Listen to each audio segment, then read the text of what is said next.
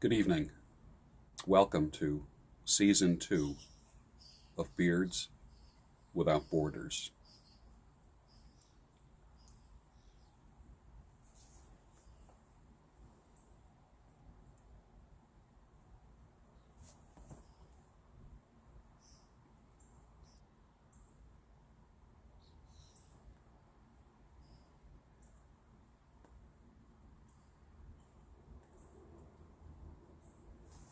Haven't had a cigar in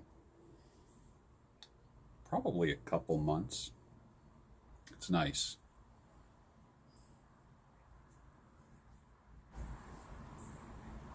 Can't be in a hurry when you smoke a pipe or have a cigar, can you? If you are in a hurry, it just takes away from the experience.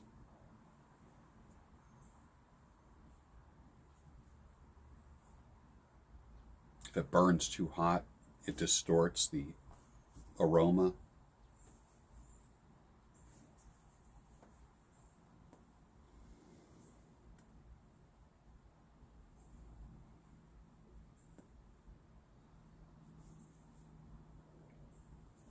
It's visual. I've had this cigar since probably 2014. It's been in the humidor 5 years. Easily 5 years. It's a Java cigar. I believe it's made by Drew Estate. That was given to me by a friend, client. It's a box press, which means it's square. Can you see that? It's actually square in shape, as if it was 20 of them pressed in a box.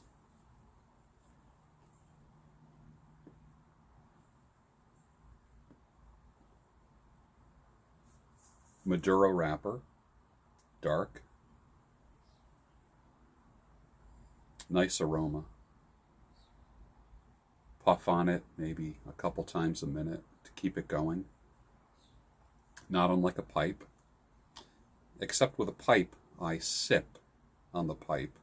With this, I don't inhale, same thing, I don't inhale, but I take a bigger puff, a little bit more than a sip, to keep the ember going.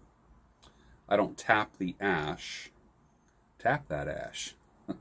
I don't tap the ash until it's over an inch long.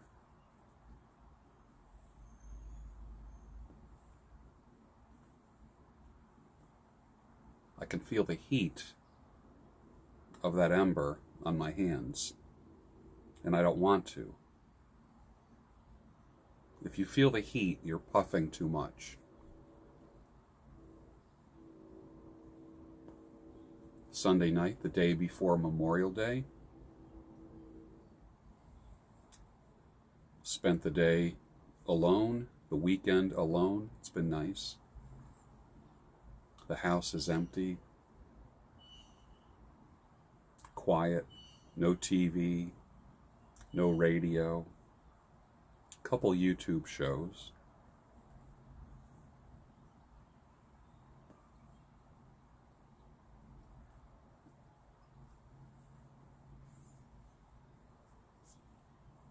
Washed the truck, the Toyota Tacoma that I got.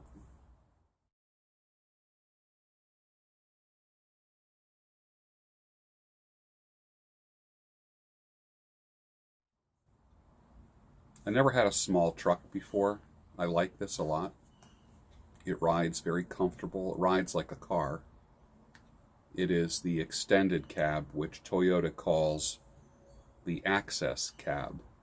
It's 4 doors, but not a crew cab.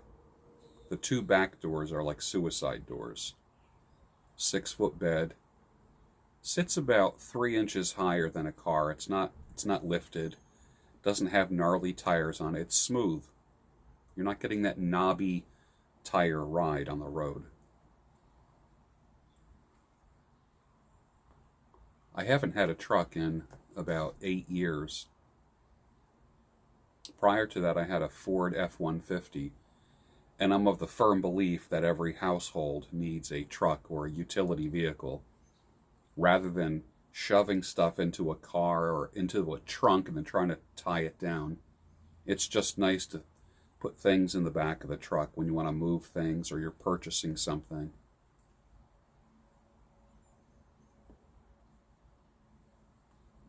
You want to go fishing, you back the truck up to the bank of the stream, sit on the tailgate, cast a line out, beverage in one hand, cigar in the other.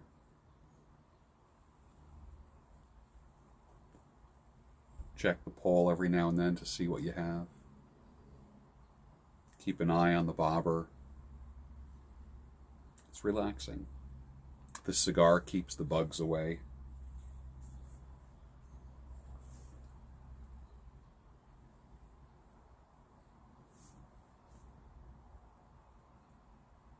Nice.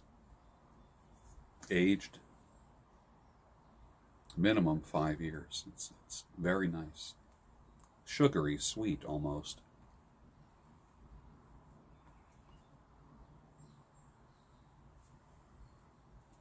Having some tea because I'm still in monk mode, and that till June 8th.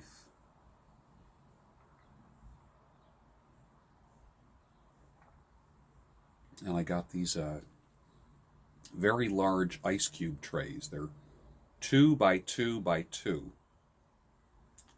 Big. So there's just one ice cube in this.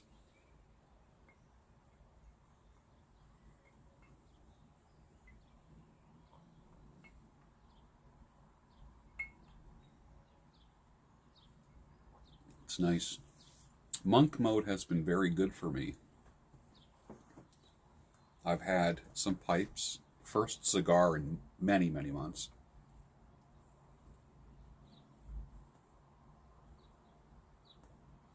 During monk mode, what has been revealed to me? That I should make the Daybreak show a seasonal show. Hence, the end of season 1, and it will start up again like a TV show in the fall.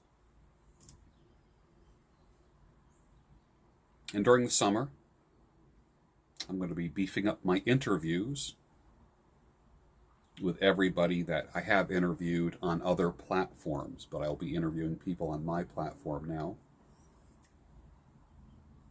including a pediatric surgeon that you're going to enjoy. E. Michael Jones will be joining me, Stefan Molyneux, Mike Cernovich. People that could be considered controversial, but being a respectful interviewer, I don't prejudge anybody. I respect people, even people I don't agree with.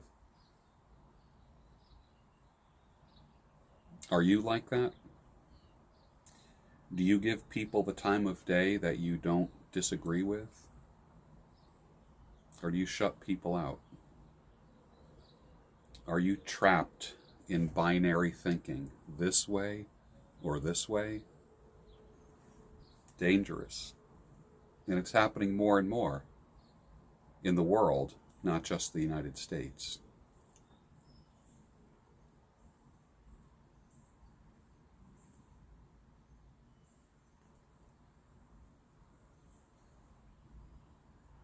Some of you are watching this broadcast from a desert. Some are watching it from an urban jungle, a city. Some of you are on a farm. Some of you are high atop a tall building somewhere. Some are in suburbia. Some are watching this from a hospital, or a dorm room, or a war zone. Of course, now there's a siren. As soon as I say war zone, cue up the sirens. Some of you live in countries where you hear bombs going off.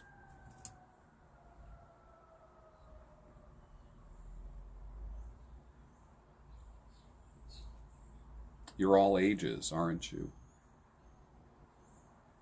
Young, old, black, white, brown, all races, all colors. That is the purpose of Beards Without Borders. When I did season 1 of Beards Without Borders, it was about respect. It was about peace. And that's what we want in this world, is peace. And you might be living in an area that's not real peaceful right now. But you can have peace.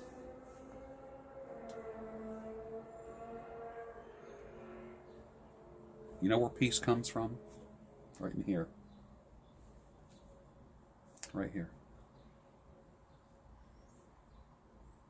Real peace. Thomas Paine talked about that in Common Sense. He was freer behind bars than the people outside the bars. He felt like they were the ones that were being imprisoned and that he was experiencing freedom. It's a beautiful thing. Time to tap that ash.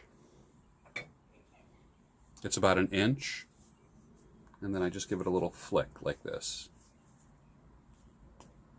Gone.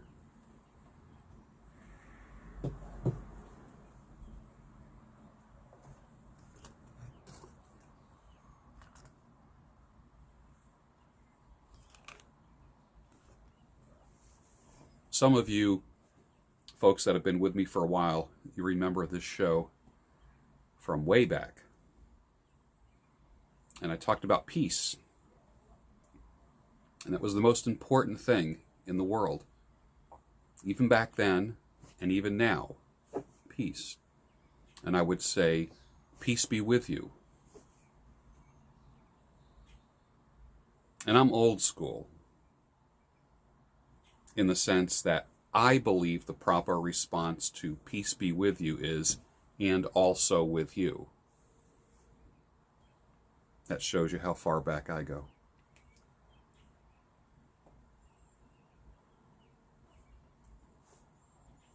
The beard is coming back for my trip to Warsaw, Poland.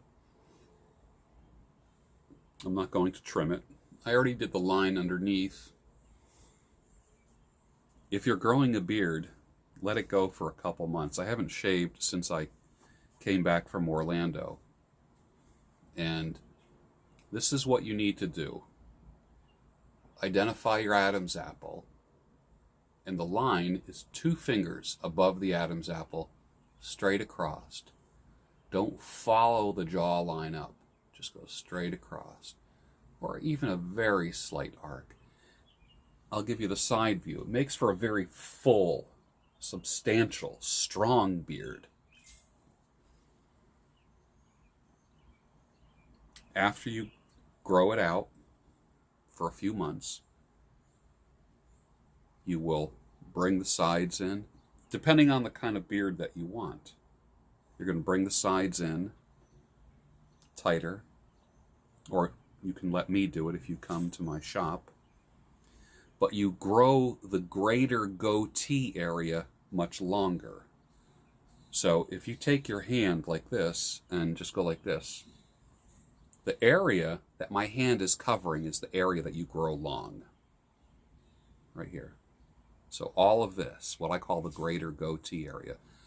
I'm not going to have a twirly mustache this time around. It'll be a little bit longer than this, thicker. This will all grow in and be pure white. You can see it's very sparse. So when this little caterpillar here grows in, it kind of covers all this. But this will be very substantial. This will be a little bit tighter. This I trim from the middle of the mustache to the corner of my mouth, at the top of my lip line, and I grow this into the beard. If I want to handlebar it, I can. I would just kind of bring that up. It's not long enough now. So by my next speaking tour, which will be in Warsaw, Poland, I will have a full beard, full white beard.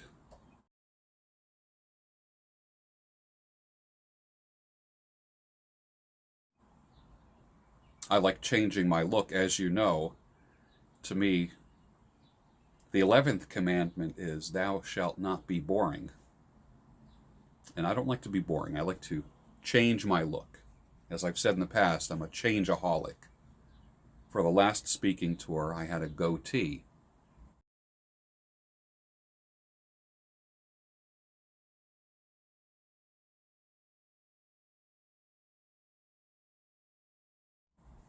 The one before that, I had a close cropped beard. This one is going to be a little bit longer, and I will continue to grow it till October, where it will be much fuller for October.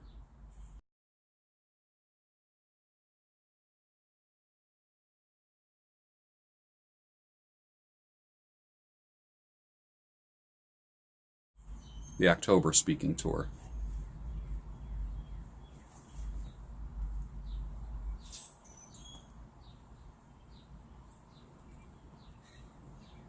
Are you a binary thinker? Is the world black or white, left or right? How do you choose your friends? How do you choose the people that are in your life? Is there any room for gray areas? Is there any room for compromise? I say there is. Are there people that won't talk to you because you said one thing? Never in history has there been a time where people will diss you, hurt you, and even kill you just for what you believe. In their mind, it's a thought crime, not an actual crime, not a crime of commission, but a thought crime. People judging you based upon what you think and what you believe. Crazy, isn't it? Now that I describe it that way. On my street, I have Koreans down the street, Jewish people on this side, Catholics over here, Muslims on that side of the street, atheists right there, Presbyterians right there, and we all get along. And we don't care. Everyone takes care of their property, everybody, their houses look beautiful. When people are walking their dogs, we find out the name of the dog. I do anyways. And I say hello to the dog and to the person. A lot of couples take their nightly walks around the neighborhood. Nice, safe, suburban area, 4 miles outside of Philadelphia.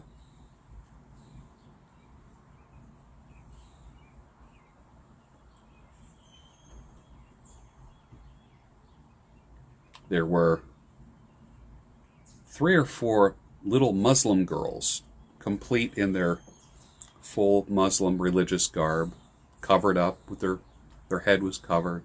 Not their faces, just their heads. Playing with their scooters up and down the street. It was cute. They're safe here. People look out for one another.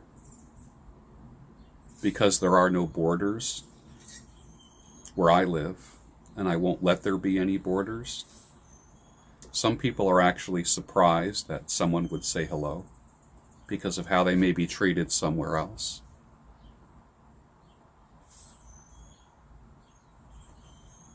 That's the way it was when I was raising children.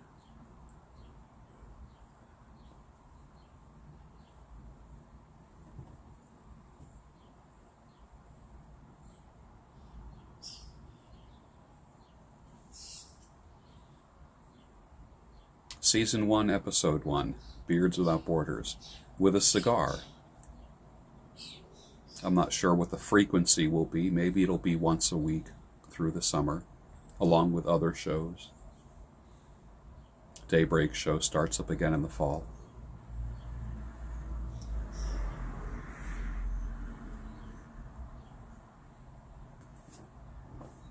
I'm not going away. It's now about 7:30, I believe. Got a lot of work done today around the house. Worshipped this morning in my home. Did some reading. Worked on cleaning up the truck. Fed the animals.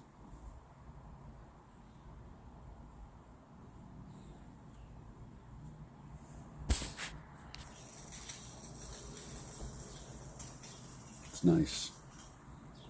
Relaxing. Quiet, the way I like it. Working through several books right now. Let me put the cigar down. I'll show you what I'm reading.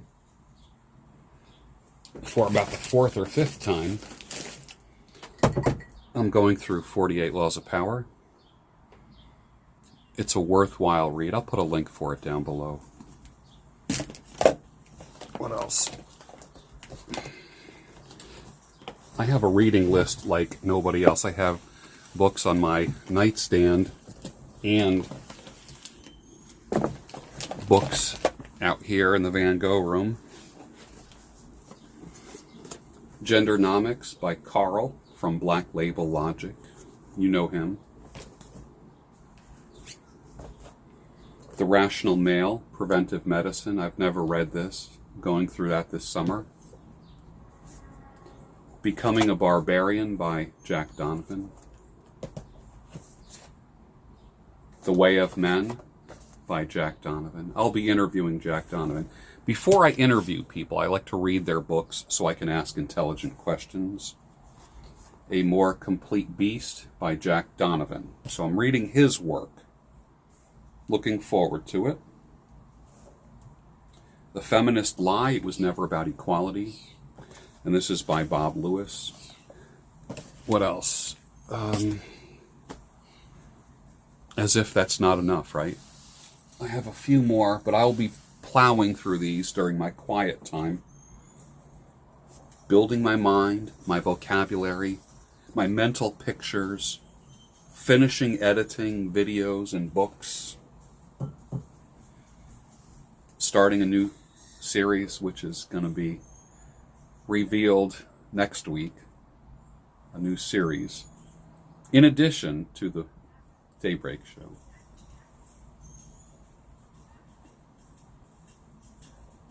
I think you're going to like it.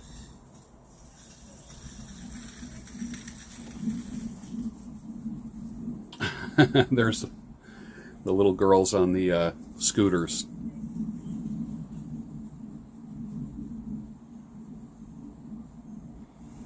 They're safe on this street.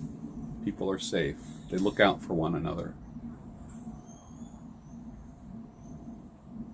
I can see a ball field in the distance, and I hear the ping of the aluminum bat on baseballs as a father brings a bag of baseballs and a couple bats, and he and his son do batting practice in the field. It's nice to see. Teaching his son to be a man. It's important. I transferred some of my sports equipment from my car to my truck today. Let me tell you what I carry in my truck. And you will think this is crazy. Carry a volleyball. Well, I have a pump with an inflation needle under the seat. And I have a volleyball, a football, a basketball, and a bocce ball set, and my rollerblades. So I can spontaneously stop and shoot hoops somewhere. Or if I'm with somebody, toss a football. Or if I see a volleyball court. What do you do spontaneously that's fun and energetic? I would encourage you to do that. Get a big net, put the balls in it, put the sports equipment in it, and don't be afraid to stop at a schoolyard and shoot hoops. with your kids, with your wife, with your girlfriend, with your boyfriend, with your husband. And if someone's there, say, hey, care to join me? Because there's no borders in friendship. And everyone keeps to themselves now, don't they? Someone rings your doorbell. It's like, oh my gosh, someone's at the door. We're not used to that anymore. I used to go door to door when I was a kid, selling things quite often, offering to shovel driveways, rake leaves. Always had money in my pocket, always. And that was at a very young age.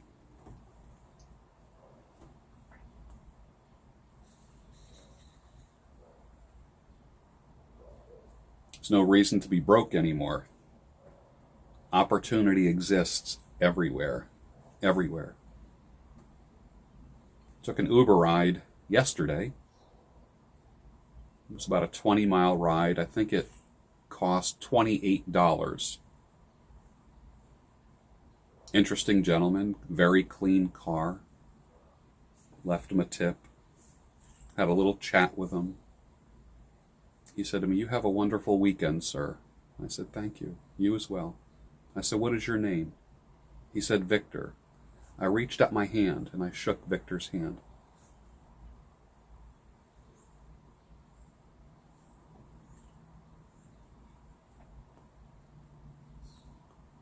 Do you know how to shake someone's hand? Let me show you real quick. The proper way to do a handshake is that, don't you hate it when you go to shake someone's hand and they grab your fingers? It's kind of an odd feeling. This is what I want you to do.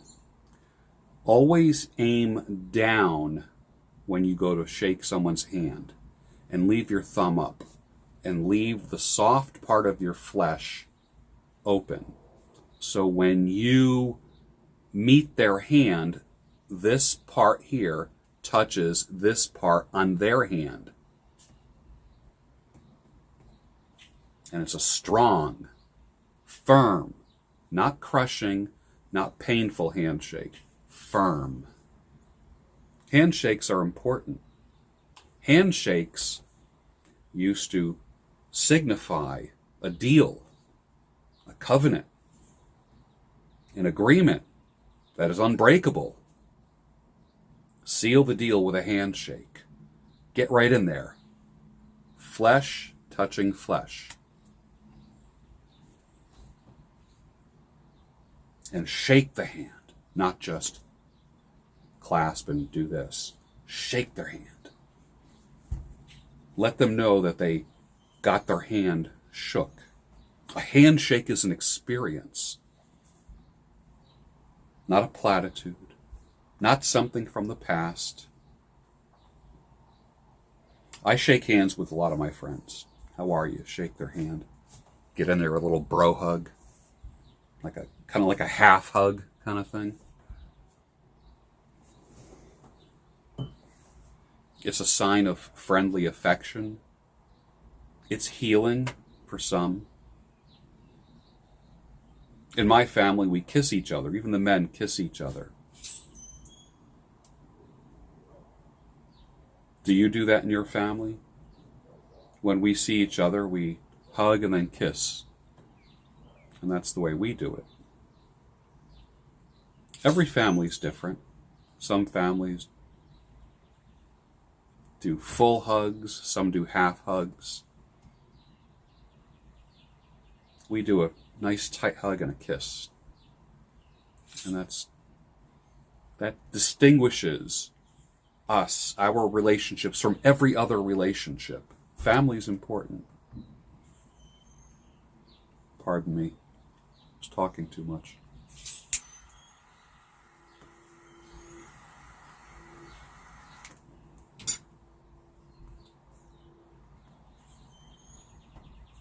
Beards Without Borders.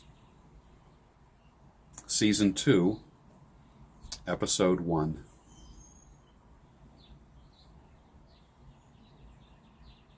And I will end by saying this, as I do with all the episodes.